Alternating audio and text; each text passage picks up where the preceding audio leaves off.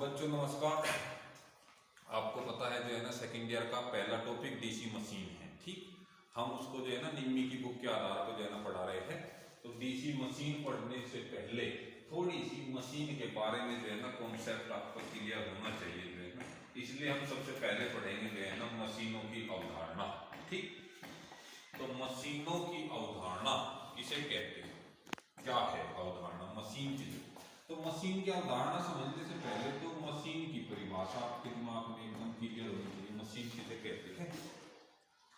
Machine की सबसे simple परिभाषा वह है जो एक प्रकार की ऊर्जा को दूसरी प्रकार की ऊर्जा में बदलती है। वह युक्ति जो एक प्रकार की ऊर्जा को दूसरी प्रकार की ऊर्जा में बदलती है मशीन कहलाती है। जैसे एग्जांपल, मशीन कौन कहलाएगी? मशीन मोटर एक मशीन कहलाएगी। क्यों? क्योंकि ये भी जो है ना आपकी विद्युत ऊर्जा को किसमें, विद्युत ऊर्जा को मैकेनिकल ऊर्जा में बदलता है। ठीक, दूसरा एग्जांपल ले सकते हो आप, जनरेटर। ठीक, जनरेटर ये भी क्या करता है बच्चों, यांत्रिक ऊर्जा को मैकेनिकल ऊर्जा को इलेक्ट्रिकल एनर्जी में बदलते हैं। तो ये सब मशीनें हैं जो एक प्रकार की ऊर्जा को दूसरी प्रकार की ऊर्जा में बदलती है। अब मशीन जो है बच्चों धारा के आधार पर, आपको पता इलेक्ट्रिसिटी टू टाइप की होती है, एसी करंट और डीसी करंट। आपका जो करंट है विद्युत करंट वो दो प्रकार का होता है, एसी और डीसी। तो इसी आधार पर मशीनों को दो प्रकार में बांट सकते हो आप, एसी मशीन और डीसी मशीन। एसी मशीन जो एसी पर प्रचालित होती है, जिसके तहत आप क्या क्या पढ़ते हो,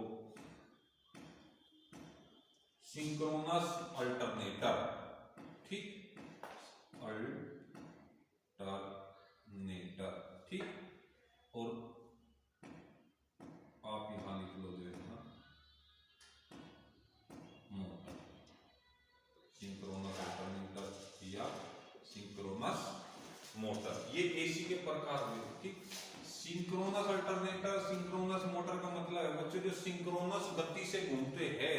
वो सिंक्रोनस गति क्या होती है आपको पता, अगर 2 पोल की मशीन है तो सिंक्रोनस गति आपकी 3000 होगी। अगर 4 पोल की मशीन है सिंक्रोनस गति आपकी 1500 होगी। ठीक, ऐसे जो है आपकी सिंक्रोनस गति से जो घूमते हैं वे सब सिंक्रोनस अल्टरनेटर जो सिंक्रोनस मोटर कहलाते हैं। अल्टरनेटर वही जो सिंक्रोनस अल्टरनेटर आपको कहां मिलते हैं देखने को, ये आपको देखने को मिल जाते हैं भाई पावर प्लांट में जो है ना, जहां जहां पे बिजली बन रही वहां सब सिंक्रोनस अल्टरनेटर ये लगे हुए हैं। ऐसे जो है ना सिंक्रोनस मोटर बड़ी बड़ी जो है ना इंडस्ट्रियों में सिंक्रोनस मोटर लगे रहते हैं। ऐसे ही डीसी भी जो है ना, डीसी के आधार पर भी दो प्रकार की मशीन होती है, एक डीसी मोटर, एक डीसी जनरेटर। ठीक, डीसी मोटर आपको पता ही, वह युक्ति जो डीसी सप्लाई लेगा और उसको मैकेनिकल ऊर्जा में बदलेगा, डीसी मोटर कहलाएगा। ऐसी युक्ति जो एक डीसी सप्लाई आपको देगी, डीसी जनरेटर कहलाएगी। अब जब मशीन की बेसिक कॉन्सेप्ट पढ़ रहे हैं आप मशीन के बारे में, तो इतना पता होना चाहिए बच्चों, मशीन जो है एसी हो सकती है या डीसी। तो क्वेश्चन आ जाता है कि अगर 5 एचपी की एसी मशीन है और 5 ही एचपी की डीसी मशीन है तो किसकी कॉस्ट ज्यादा, ठीक, या किसका साइज बड़ा। ठीक, इसके लिए आपको पता होना चाहिए कि एसी मशीन में अगर आप एक नया जो है ना डिवाइस जोड़ दो कम्यूटेटर, तो वो डीसी मशीन बनती है। एसी मशीन में अगर आप कम्यूटेटर नाम का इक्विपमेंट जोड़ दो, डिवाइस जोड़ दो, तो वो बन जाती है आपकी डीसी मशीन। जिस बात से आपको ये क्लियर हो जाना चाहिए कि डीसी मशीन हमेशा एसी मशीन से बड़ी होगी। क्यों? क्योंकि अगर ये आपकी एसी मशीन है तो इसमें एक अलग से जो है ना आप एक चीज जोड़ दो, ठीक, कम्यूटेटर नाम की, तो ये बनेगी अब क्या, डीसी मशीन। इस व्याप पे आप कह सकते हो कि डीसी मशीन हमेशा अगर 5 HP की एसी मोटर रखा और 5 HP का जो है ना डीसी मोटर रखा, तो जिसका साइज बड़ा होगा वो आपका डीसी मोटर कहलाएगा। ऐसे ही अगर 5 HP की जो है ना 5 kVA का जो है ना आपका जो है ना अल्टरनेटर रखा है, ठीक, और 5 ही kVA का जनरेटर रखा है, मतलब डीसी जनरेटर, तो आपका किसका साइज बड़ा होगा? 5 kVA के डीसी जनरेटर का। तो ये तो बेसिक कॉन्सेप्ट थी आपकी जो है ना मशीनों के बारे में अवधारणा। एसी में बच्चों एक और मशीन होती है जिसको इंडक्शन मोटर कहते हैं, इंडक्शन मोटर, प्रेरण मोटर, ठीक। प्रेरण मोटर में मोटर होते हैं जो सिंक्रोनस स्पीड से कम गति पर चलते हैं। इंडक्शन मोटर क्या होते हैं? जो सिंक्रोनस स्पीड से कम गति पे चलते हैं, ठीक। जैसे ये 1440 पे चलेंगे, मतलब 1500 है तो 1440, 3000 सिंक्रोनस है तो 1880, इस टाइप से जो है ना इंडक्शन मोटर क्या होता है, इनका सबसे ज्यादा यूज इन्हीं का होता है इंडस्ट्री में जो है ना, आपके घरों में जो है ना इन्हीं का सबसे ज्यादा यूज होता है। आपका जो ये पंखा है ना, ये जो है ना इंडक्शन मोटर है, सिंगल फेज इंडक्शन मोटर। तो ये एक बेसिक अवधारणा थी, ठीक। अब बात करते हैं हम इसके बाद, अवधारणा के बाद, डीसी जनरेटर के सिद्धांत पे, क्योंकि हमें तो मैन डीसी मशीन पढ़नी, ठीक।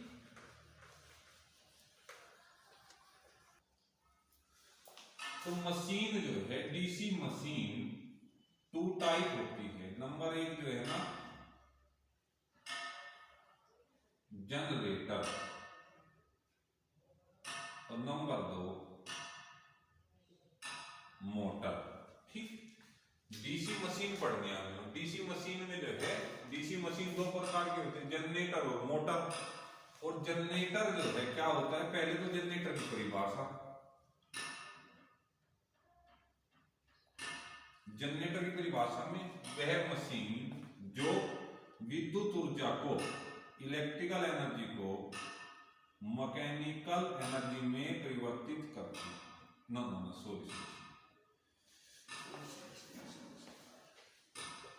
जो मैकेनिकल एनर्जी को इलेक्ट्रिकल एनर्जी में बदलती है, वह जनरेटर कहलाती है। जो मैकेनिकल एनर्जी को इलेक्ट्रिकल एनर्जी में बदलती है, जनरेटर कहलाती है। अब जनरेटर के प्रकार, डीसी मशीन में जनरेटर के प्रकार, एक होता है जो है ना self excited generator, self excited generator. दूसरा होता है separately excited generator.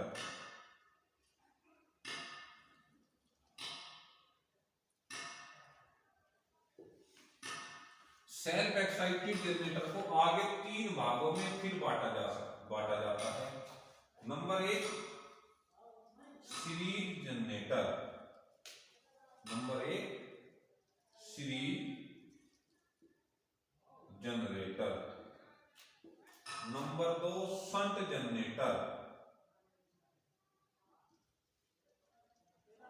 Number 3 compound generator.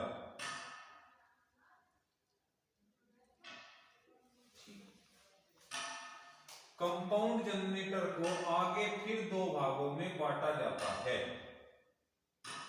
Compound generator को 2 भागों में आप बांट सकते हो। नंबर 1 डिफरेंशियली कंपाउंड जनरेटर, या हिंदी में कहो तो विभेदक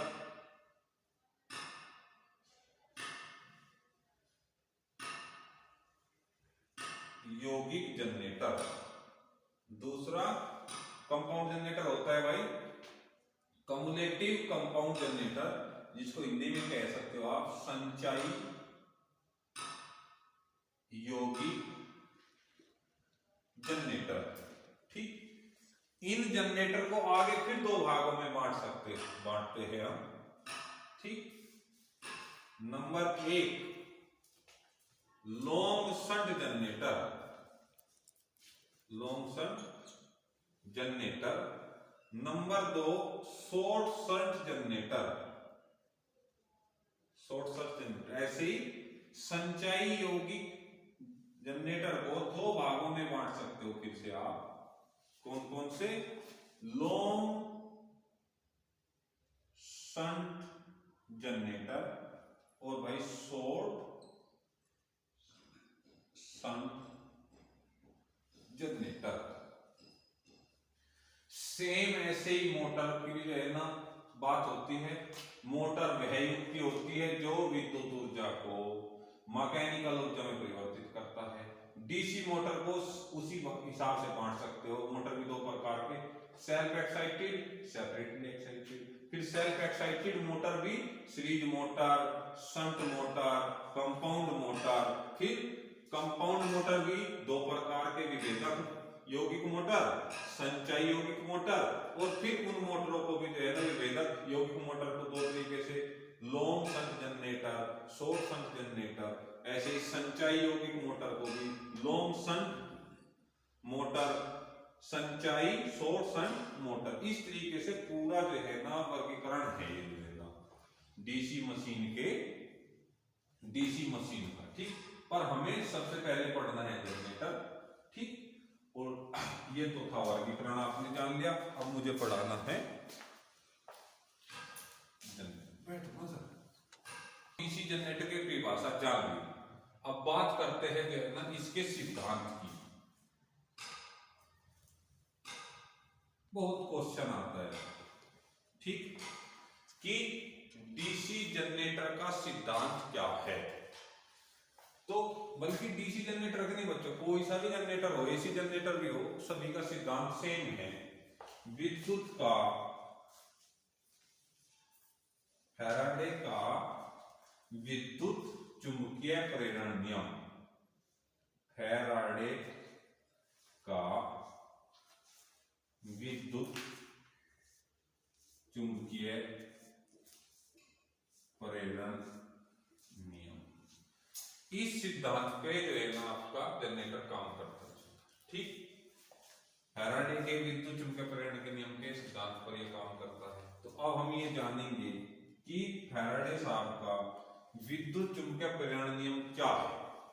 ठीक, फैराडे का विद्युत चुंबकीय प्रेरण नियम आपको बताता है कि बिजली कैसे उत्पन्न होती है।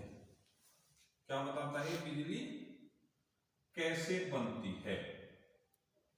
फैराडे का विद्युत चुंबकीय प्रेरण नियम सरल शब्दों में कहो तो ये बताएगा आपको कि बिजली कैसे बनती है। ठीक, कितनी बनती है। तो इन्होंने पहली लाइन फैराडे साहब ने दो बातें बताई आपको। ठीक, फैराडे साहब ने दो बातें बताई और दोनों बातें ही अपने आप में नियम है। जो पहली बात बताई पहली नियम, दूसरी बात बताई दूसरा नियम। पहला उन्होंने बताया कि अगर चालक या परिपथ के बीच, चालक या परिपथ व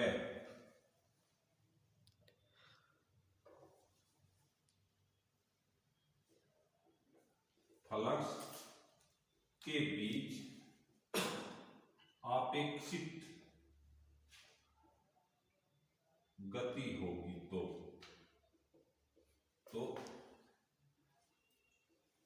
ईएमएफ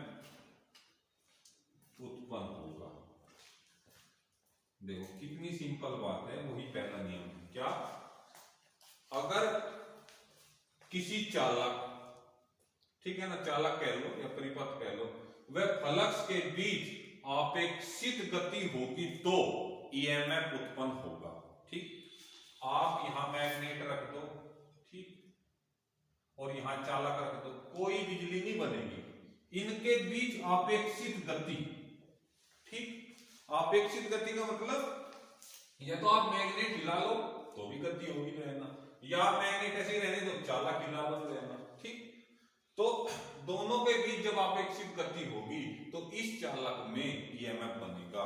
यही फैराडे साहब का पहला नियम है कि बिजली कैसे बनेगी। उन्होंने सिंपल कह दिया कि चालक, ठीक, कंडक्टर, तथा मैग्नेट के बीच जब भी अपेक्षित गति होगी तभी बिजली बनेगी। ये फैराडे का विद्युत चुंबकीय प्रेरण नियम कहलाया पहला।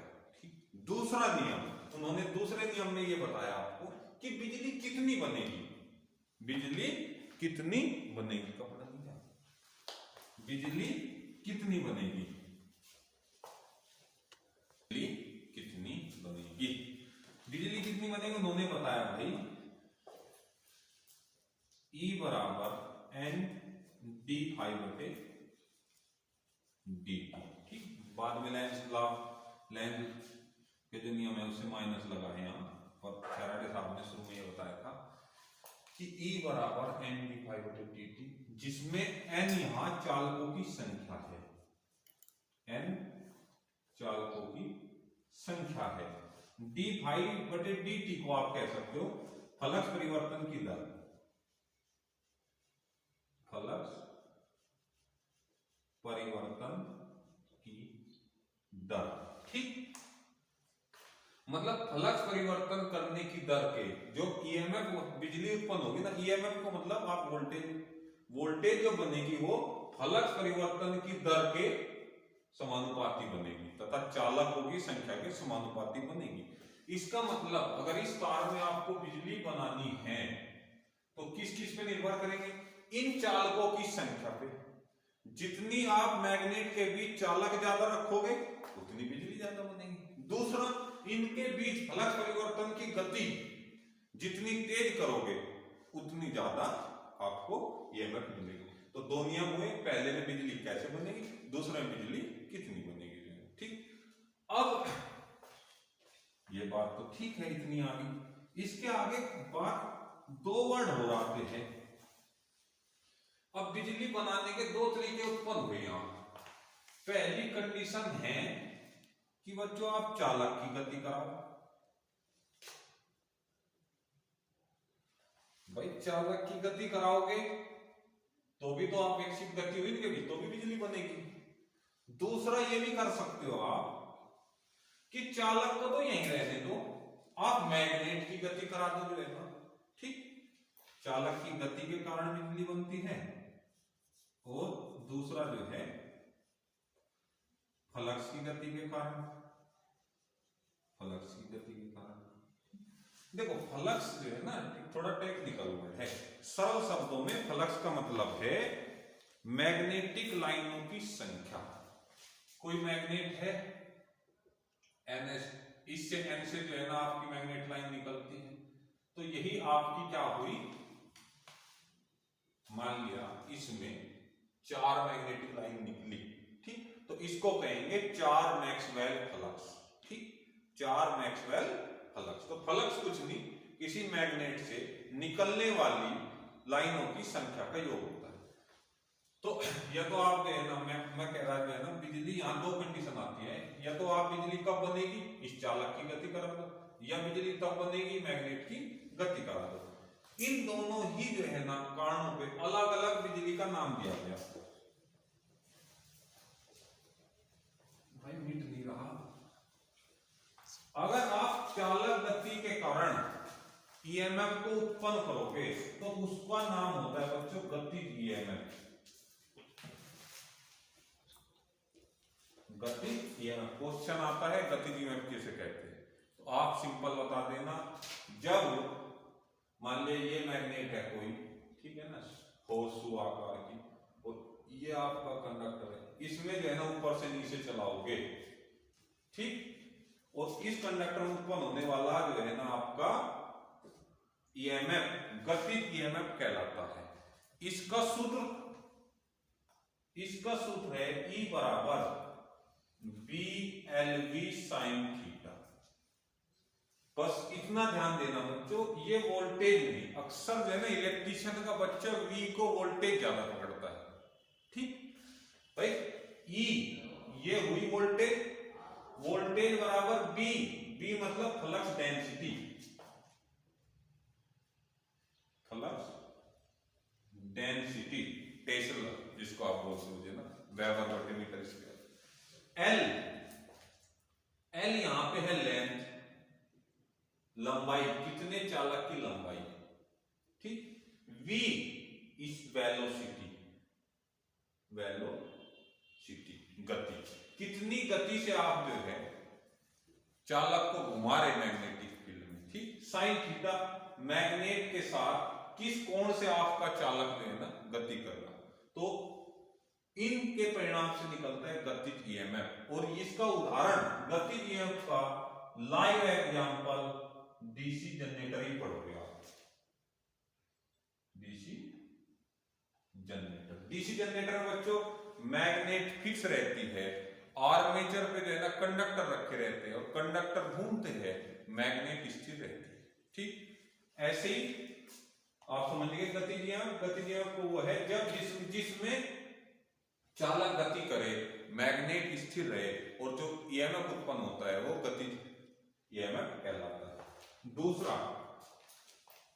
जब फ्लक्स गति करेगा, ठीक, फ्लक्स गति करेगा, ठीक है ना, चालक आप स्थिर रखो और फ्लक्स आप क्या करो, चालक आप जो है ना स्थिर रखो और फ्लक्स की आप गति कराओ, तो तब जो वोल्टेज उत्पन्न होगी, ईएमएफ उत्पन्न होगा, उसको आप बोलोगे स्थिर ईएमएफ।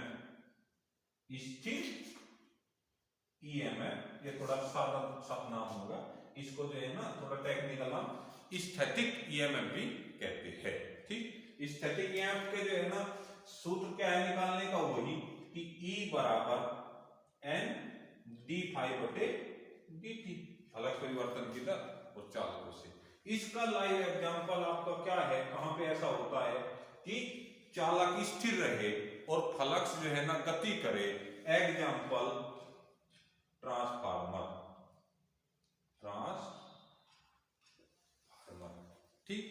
तो जब भी बात आ जाए जो है ना कि डीसी जनरेटर में किस टाइप का ईएमएफ उत्पन्न होता है बच्चों, गतिज ईएमएफ। डीसी जनरेटर में किस टाइप का ईएमएफ उत्पन्न होता है, गतिज ईएमएफ। आपका क्वेश्चन आ जाए ट्रांसफार्मर में किस टाइप का ईएमएफ उत्पन्न होता है, स्थिर ईएमएफ, ठीक। तो ये आपका हुआ ईएमएफ। अब बात करते हैं जो है ना जनरेटर की बारे में। ये सर